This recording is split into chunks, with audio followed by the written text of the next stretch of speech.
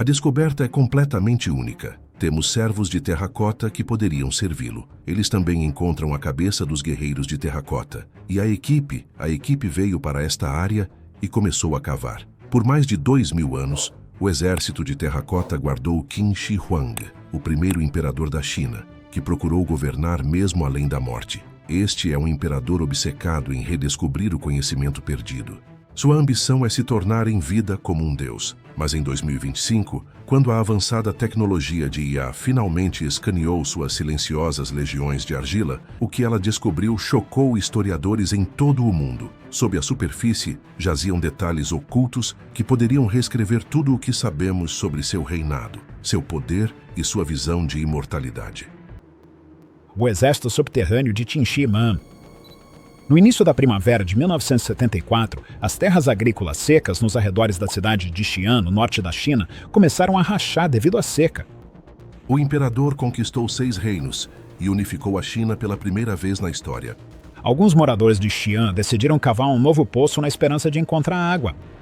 Entre eles estava um agricultor chamado Yan Zifa. Ele trabalhou cavando argila pálida até que, a cerca de 4,5 metros de profundidade, sua pá bateu em algo duro. A princípio, ele achou que fosse uma teia velha ou cerâmica quebrada. Então, uma cabeça de argila do tamanho do ser humano rolou para fora do buraco. Mais fragmentos apareceram, um torso, pedaços de armadura e pontas de flecha de bronze brilhando na poeira.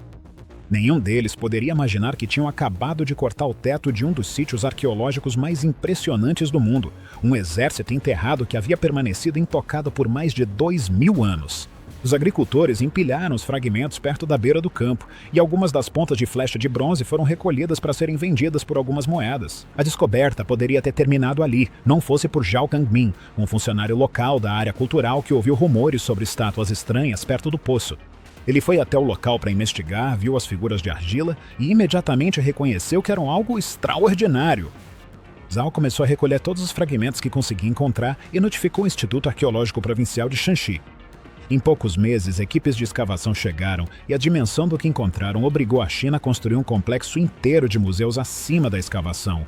Os novos prédios protegeriam o sítio da chuva e das multidões crescentes de visitantes que vinham para vê-lo. Quando o primeiro poço foi limpo o suficiente para ser visto, parecia um campo de batalha silencioso congelado no tempo. Fila após fila de soldados de argila em tamanho real estava em formação, com as cabeças erguidas, armaduras esculpidas em detalhes precisos, como se esperassem por uma ordem que nunca viria. Eles estavam voltados para o leste, a direção dos reinos rivais que o primeiro imperador da China havia conquistado durante o século III a.C., e atrás deles estavam cavalos de argila que um dia puxaram carros de guerra de madeira. A madeira dos carros já havia apodrecido há muito tempo, mas os sulcos no chão ainda marcavam onde as rodas haviam repousado. A escala desafiava a imaginação. Estimativas modernas apontam para um total de mais de 8.000 guerreiros, mais de 100 carros de guerra e centenas de cavalos distribuídos por várias fossas enterradas. Apenas uma fração foi escavada. A maior câmara, conhecida como Fossa 1, mede cerca de 230 metros de comprimento e pouco mais de 60 metros de largura, 14.200 metros quadrados de área, cobrindo cerca de 1,4 hectares ou mais de 2 campos de futebol inteiros. Os soldados estão posicionados em um piso situado a 5 metros abaixo da superfície antiga do solo, e a Fossa 1 é apenas o começo. Imagina um vasto salão subterrâneo dividido em longos corredores por grossas paredes de terra. Arqueólogos descrevem 11 corredores paralelos indo de leste a oeste, cujos tetos eram formados por enormes vigas de madeira cobertas com esteiras de junco e camadas de argila compactada para impedir a entrada de água. Em seu estado original, a Fossa 1 teria a sensação de um campo de preparação coberto, pronto para o deslocamento. Na extremidade leste, está posicionada uma linha de vanguarda de soldados, os atacantes da frente. Atrás deles, no centro, fileiras de infantaria blindada seguram armas longas. Ao longo dos lados e na retaguarda, tropas se viram para fora para proteger os flancos. Está disposto exatamente da mesma forma que um exército real se prepararia para o combate. Se a Fossa 1 é o grande espetáculo de força, a Fossa 2 revela a estratégia. Ela fica próxima e contém uma verdadeira formação de armas combinadas. Diferentes tipos de tropas se organizam para trabalhar juntos. Os escavadores encontraram unidades de cavalaria completas com cavalos selados. arqueiros em pé e ajoelhados flagrados no meio do disparo, e equipes de bigas posicionadas como se estivessem prontas para lutar de seus carros puxados por cavalos. Contagens recentes na Fossa 2 incluem várias centenas de guerreiros, cerca de uma centena de cavalos e múltiplas bigas divididas em seções distintas, como asas de um exército em operação. Alguns dos arqueiros ajoelhados ainda apresentavam vestígios de tinta em suas armaduras e calçados quando foram desenterrados pela primeira vez. A Fossa 3, menor, com cerca de 520 metros quadrados, abriga bem menos figuras, mas desempenha um papel especial. Ela contém apenas algumas dezenas de oficiais e uma biga puxada por 4 cavalos, dispostos como se estivessem dentro de um posto de comando. Estudiosos interpretam essa câmara como o quartel-general do exército, onde os comandantes seniores teriam ficado, dirigindo as forças dispostas nas fossas maiores. A Fossa 4, descoberta posteriormente, estava vazia, uma câmara inacabada que sugere que o projeto ainda poderia estar em andamento quando foi selado. Ao contrário das outras, a Fossa 3 apresenta danos mínimos causados por fogo e parte de seus pigmentos permanece surpreendentemente vívida. Por causa dessa preservação, ela oferece o vislumbre mais claro de como todo o exército parecia em cores vibrantes. Mesmo após 50 anos de escavações, o complexo continua revelando surpresas. No final de 2024 e início de 2025, arqueólogos trabalhando na Fossa 2 descobriram uma figura de oficial particularmente elaborada. Um comandante sênior em tamanho real, posicionado próximo a 2 bigas e vários cavalos. Sua armadura esculpida exibe padrões intrincados, e um cocar alto e detalhado indica seu posto. Pesquisadores chineses disseram que figuras de status tão elevados são extremamente raras. Apenas cerca de 10 comandantes de alto escalão foram encontrados desde 1974. A maneira como essas figuras foram feitas é tão impressionante quanto sua quantidade. Cada guerreiro mede aproximadamente entre 1,65 m e 1,80 m de altura e pesa várias centenas de quilos. Eles são ocos, mas resistentes. As pernas eram moldadas como tubos grossos de argila e os torsos construídos separadamente como grandes cascas. Braços, mãos e cabeças eram feitas como peças individuais, depois unidos enquanto a argila ainda estava úmida. Os artesãos alisavam as emendas, esculpiam os traços faciais e pressionavam detalhes finos na superfície. Até mesmo as unhas, os nós dos cintos e as costuras das placas da armadura eram entalhados à mão. A análise da argila mostra que não era apenas solo comum. Cientistas examinando amostras em microscópios identificaram uma mistura de loess local, um fino silt amarelo comum no norte da China, misturado com minerais como quartzo e caujin. O loess compacta facilmente e seca, formando um acabamento duro. O quartzo adiciona resistência e firmeza, enquanto o caolin confere suavidade e plasticidade. A mistura era cuidadosamente preparada, provavelmente em oficinas centralizadas próximas ao local, e depois distribuída para equipes de produção que moldavam e montavam as figuras. O que surgiu não foi obra de um único escultor genial, mas sim uma operação em escala industrial gerenciada pelo Estado durante o século III a.C. Vestígios desse sistema ainda são visíveis. A repetição em certas características, como as formas básicas das mãos ou cabeças, mostra que moldes eram usados para padronizar as peças. Mas depois que uma peça saía do molde, um artista retrabalhava individualmente. Esses toques finais feitos à mão garantiam que nenhum guerreiro fosse exatamente igual ao outro. Quando você fica de frente para essas figuras, vê mandíbulas, maçã do rosto, orelhas, linhas do cabelo e até expressões totalmente diferentes. Alguns rostos parecem calmos, outros parecem tensos. Alguns narizes são retos, outros são tortos. Você consegue até notar linhas pressionadas nos lábios que parecem cicatrizes já curadas. Para testar se essa variedade é apenas um toque artístico ou baseado em pessoas reais, pesquisadores recorreram a escaneamento 3D de alta resolução e aprendizado de máquina. Um modelo de IA compara milhares de pequenas medidas, como o ângulo da orelha, a profundidade do queixo, o jeito que uma pálpebra se dobra, e procura padrões que o olho humano talvez não perceba. Equipes fizeram escaneamentos detalhados das cabeças dos guerreiros e descobriram que os formatos das orelhas e a assimetria facial são tão específicos que é difícil acreditar que foram inventados do zero. A teoria mais aceita é que pelo menos algumas das figuras de patente mais alta, especialmente os oficiais, podem ter sido modeladas a partir de pessoas reais que serviram sob o primeiro imperador. Diferenças na armadura e nas roupas também indicam a patente e a função.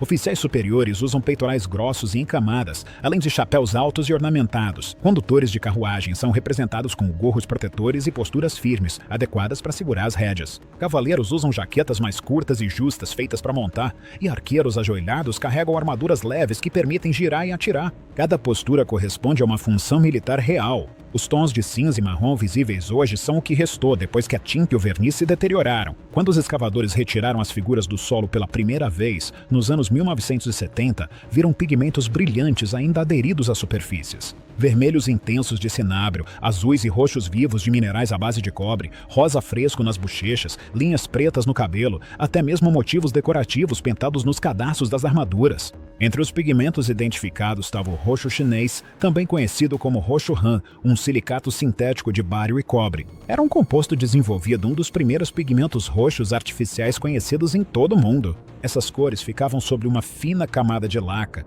uma resina natural extraída da seiva da árvore de laca asiática. Quando aplicada e seca, a laca forma um selo brilhante parecido com vidro, semelhante a um verniz transparente. Os artesãos primeiro pincelavam laca nas figuras de argila para criar uma superfície lisa e à prova de umidade. Depois puntavam os pigmentos vivos por cima. A ideia funcionou lindamente na antiguidade, mas causou um desastre para os arqueólogos modernos. Uma vez exposta ao ar, a laca antiga secava e encolhia, fazendo com que a tinta descascasse quase instantaneamente. Pesquisadores nas primeiras escavações assistiram impotentes enquanto as cores vivas desapareciam diante de seus olhos, às vezes em apenas 15 segundos de exposição. Em poucos minutos, camadas inteiras de pigmento desmoronavam. Isso obrigou as equipes a interromper as escavações e desenvolver estabilizadores químicos para preservar qualquer cor restante. Hoje, os conservadores aplicam esses tratamentos no momento em que novas superfícies são descobertas para evitar que os últimos vestígios de tinta desapareçam. As armas descobertas ao lado dos soldados completam o quadro de uma verdadeira força de combate. As figuras de argila já seguraram armas funcionais, mais de 40 mil armas de bronze ao todo, incluindo espadas, lanças longas, lanças de arremesso, alabardas, machados de lâmina, mecanismos de besta e incontáveis pontas de flecha.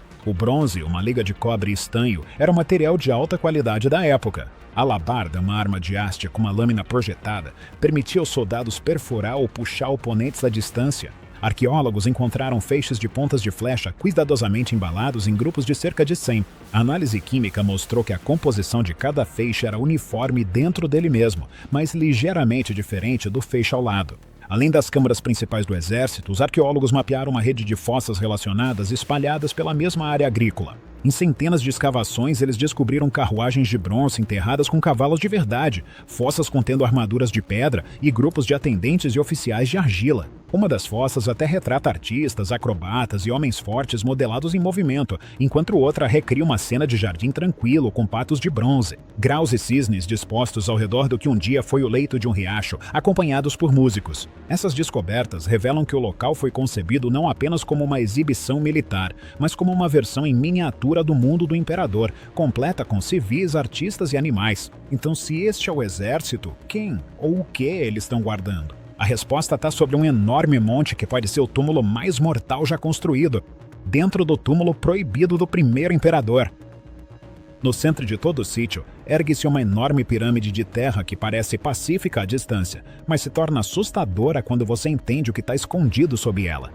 Foi enterrado em um túmulo sob um enorme monte no coração do local. O monte chega a cerca de 76 metros de altura, aproximadamente a altura de um prédio de 20 andares, e sela o túmulo subterrâneo de Qin Shi Huang, o primeiro imperador da China. Sua base se estende por centenas de metros em todas as direções, formando uma pirâmide larga, de topo plano, cercada por muros protetores e restos de antigos portões. Tanto registros antigos quanto estudos modernos concordam que o trabalho nesse projeto funerário começou quando Qin Shi Huang ainda era adolescente e continuou por quase 40 anos, de cerca de 246 a.C. até 208 a.C. Relatos históricos dizem que até 700 mil pessoas, entre trabalhadores, artesãos e prisioneiros, foram forçadas a cavar, transportar e construir o enorme complexo subterrâneo e o imenso monte que o selou do mundo. Escavações a oeste da área principal do mausoléu revelaram valas comuns que os arqueólogos associaram à força de trabalho que construiu o local. Em apenas uma dessas valas, mais de 100 esqueletos foram encontrados. A maioria eram homens jovens ou de meia idade, muitos entre cerca de 15 e 40 anos. Seus ossos mostram sinais de intenso esforço físico. Estudos sobre o formato do crânio e DNA antigo sugerem que esses trabalhadores não eram todos da mesma cidade natal. Alguns vieram de regiões do norte, outros de áreas distantes ao sul, e alguns apresentavam características nada típicas da região local de Shanxi. Histórias posteriores chegam a afirmar que, quando a obra foi concluída, alguns trabalhadores e até mesmo certas mulheres do palácio foram mortos mortos ou enterrados nas proximidades para que não pudessem revelar o que havia sido construído. Exames e levantamentos mostram que o palácio subterrâneo não é o único cômodo, mas sim um complexo murado completo enterrado no subsolo. No interior, há um muro perimetral de tijolos com cerca de 13 pés de altura.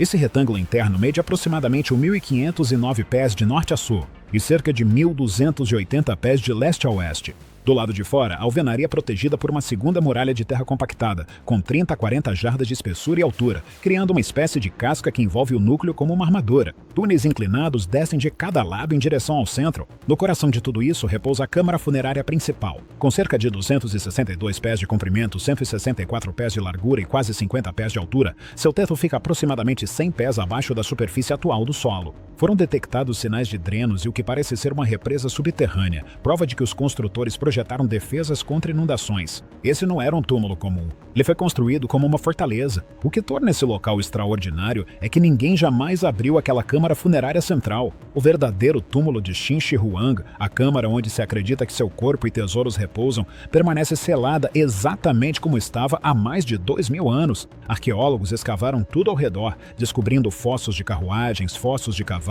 e ruínas do que parecem ser fundações de palácios perto do monte. Eles encontraram músicos oficiais e os contornos de prédios inteiros de pátios, organizados como uma versão da cidade imperial do imperador para a vida após a morte, mas a porta de entrada para a câmara central nunca foi violada. Tudo o que sabemos sobre o que está sobre o monte vem de textos antigos, varreduras com radar de penetração no solo e leituras químicas do solo e do ar ao redor. O relato escrito mais antigo que descreve o túmulo vem do historiador Sima Qian, que escreveu no século I a.C., cerca de 100 anos após a morte do imperador em 210 a.C. Segundo ele, a câmara subterrânea continha edifícios em escala real, palácios e torres repletos de artefatos e tesouros de valor inestimável. Ele afirmou que o interior do túmulo recriava o império em miniatura, com rios e mares formados por mercúrio líquido em movimento. O teto, segundo ele, era pintado com constelações e as estrelas do céu noturno, enquanto o chão abaixo mapeava as montanhas e vales da China. Ele descreveu defesas mecânicas,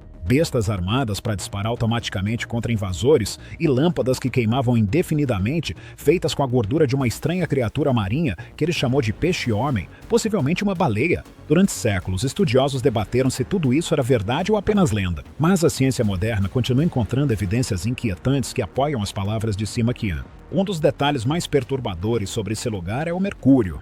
O mercúrio é um metal líquido prateado que permanece fluido em temperatura ambiente e libera vapores venenosos quando evapora. Leituras modernas confirmaram a afirmação de Sima Qian sobre rios e mares de mercúrio dentro do túmulo, e os resultados são assustadoramente precisos. Testes de solo ao redor do monte revelaram níveis de mercúrio muito acima do normal para a região. Em algumas amostras, a Terra continha cerca de 1.440 partes por bilhão de mercúrio, e levantamentos posteriores encontraram pontos críticos acima de 2.200 partes por bilhão. Para comparação, o solo típico daquela região geralmente apresenta apenas algumas dezenas a poucas centenas de partes por bilhão.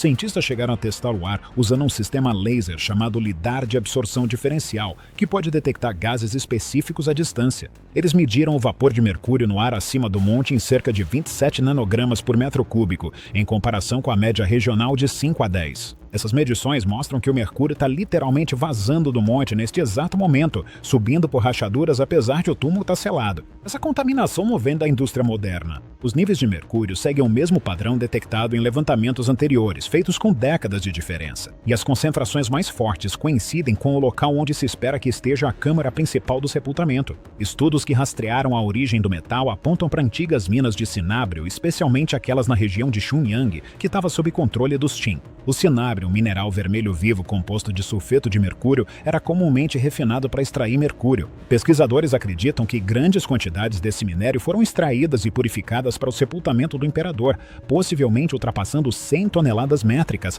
mais de 200 mil libras de metal líquido. Isso faria com que o conteúdo de mercúrio do túmulo fosse maior do que a maioria dos vazamentos industriais modernos. Na China antiga, o mercúrio não era apenas decoração. Acreditava-se que ele possuía uma energia vital. Alquimistas dos círculos reais o misturavam em remédios e poções destinados a conceder imortalidade. Se a câmara realmente contiver canais de mercúrio líquido, então o ar preso lá dentro é tóxico. Uma única brecha poderia liberar vapores que danificam os pulmões e o sistema nervoso em questão de minutos. Abrir o túmulo sem preparação pode ser letal. O mercúrio é apenas parte parte do motivo pelo qual as equipes modernas se recusam a cavar diretamente na câmara. O outro motivo é a preservação. Um túmulo que ficou selado por mais de 2.000 anos é um mundo à parte, com um equilíbrio único de ar, umidade e pressão. Assim que esse selo se rompe, o oxigênio invade, a umidade muda e objetos frágeis podem colapsar, desbotar ou apodrecer em segundos. Conservadores do mausoléu admitiram que atualmente não existe tecnologia capaz de estabilizar instantaneamente um espaço tão grande no momento em que ele é aberto.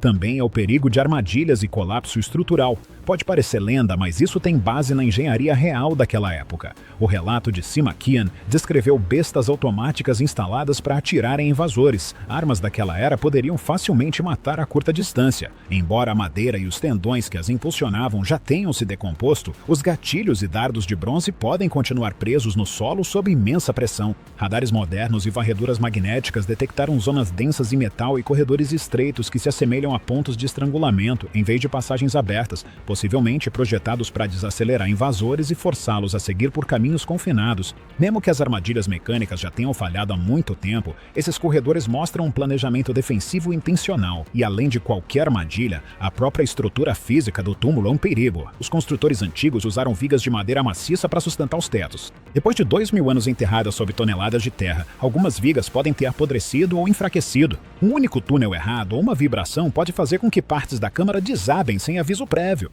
Outro problema raramente discutido é a água. O monte fica próximo à base do Monte Lee, onde o lençol freático está a cerca de 30 metros abaixo da superfície. Se alguém perfurasse esse sistema sem entender completamente sua disposição, o resultado poderia ser catastrófico. Lama e água subterrânea poderiam invadir e destruir o interior em minutos.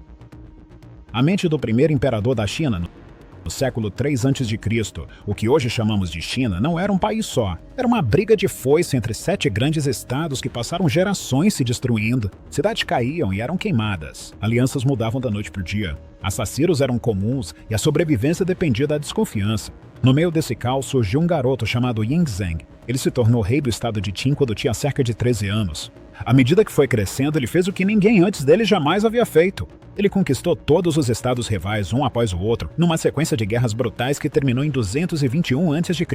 Quando o último inimigo se rendeu, ele abandonou o antigo título de rei e criou um novo para si mesmo, Huangdi, que significa imperador. Ele se declarou Qin Shi Huang, o que significa o primeiro imperador de Qin, e a partir daquele momento haveria apenas um trono no mundo, e ele pertenceria a ele. Para ele, vencer as guerras não era verdadeira vitória. Manter o que havia conquistado, sim. Isso significava controle absoluto, não só sobre soldados e território, mas também sobre o pensamento, a memória, o dinheiro, o tempo e até mesmo a linguagem. O nome do seu estado, Qin, é de onde vem a palavra ocidental China. O nome permaneceu porque o projeto dele para a China também permaneceu.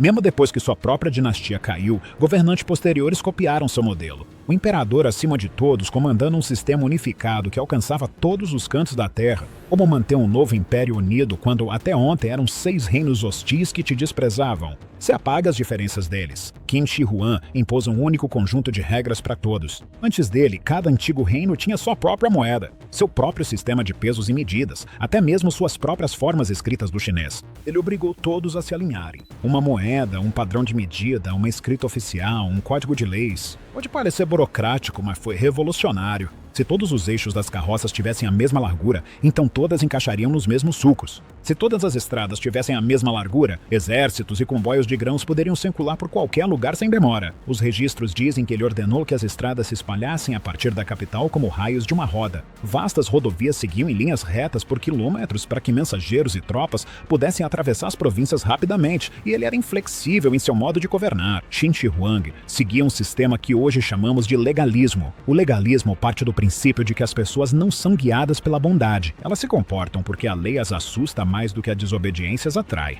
Nesse modelo, o Estado cria regras claras e severas, as expõe para todos verem e as aplica sem piedade. A obediência traz recompensa, a desobediência traz punição. Os nobres não herdavam mais seus cargos. Governadores eram nomeados pela corte central e demitidos se fracassassem. A terra foi dividida em comandâncias e condados que respondiam diretamente ao trono. Isso pôs fim ao antigo padrão feudal em que senhores da guerra locais enriqueciam e se separavam. Cerca de 8 anos após a unificação, em 230 213 e 212 a.C., sua corte iniciou uma campanha contra o que chamava de livros perigosos e ensinamentos desleais. Seu chanceler, Li Shi, argumentou que escritos antigos sobre reis anteriores e estados rivais incentivavam comparações que poderiam alimentar rebeliões. Assim, obras de história e filosofia que não seguiam a linha oficial deveriam ser destruídas, exceto pelas cópias lacradas nos arquivos imperiais. Textos sobre medicina e agricultura foram poupados porque eram úteis. Relatos de historiadores antigos dizem que centenas de estudiosos que protestaram foram executados. O objetivo era controlar o pensamento. Se existe apenas um passado oficial, então só pode existir um futuro, e ele pertence a ele. Qin Shi Huang também promoveu sua própria lenda por todo o império.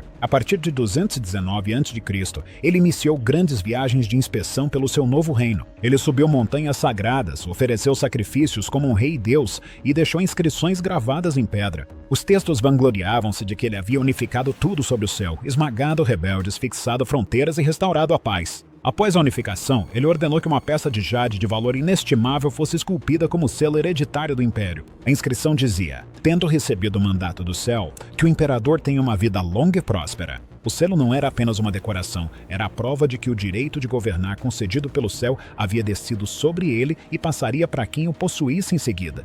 Dinastias posteriores lutaram por ele durante séculos, como se fosse a própria alma da China. Mas, apesar de todas as suas conquistas, havia um inimigo que ele não conseguiu subjugar: a morte. Com o passar dos anos, Qin Shi Huang ficou obcecado com a imortalidade. Magos e alquimistas da corte lhe contaram sobre ilhas distantes, do outro lado do Mar Oriental, onde viviam seres imortais. Duas forças imensas de tamanho igual se enfrentam e o destino da China está em jogo. Um deles, Xu Fu, tornou-se central na lenda, um alquimista e marinheiro que teria liderado expedições em busca do elixir da vida. Por volta de 219 a.C., o imperador enviou Xu Fu com frotas, tripulações, artesãos e milhares de jovens homens e mulheres para trazer a poção de volta. Ele voltou apenas com histórias, monstros marinhos, sábios reclusos e desculpas de que precisava de mais navios. Na segunda viagem, ele desapareceu completamente. Algumas lendas dizem que ele chegou a outra terra, se estabeleceu lá e se autodenominou rei. O imperador se recusou a desistir. Ele convocou mais mestres de métodos, primeiros especialistas em ocultismo,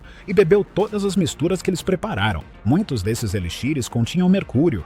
Hoje sabemos que o mercúrio é um veneno, atacando órgãos no cérebro, causando tremores e paranoia. Historiadores agora acreditam que esses mesmos tônicos da imortalidade ajudaram a matá-lo em 210 a.C.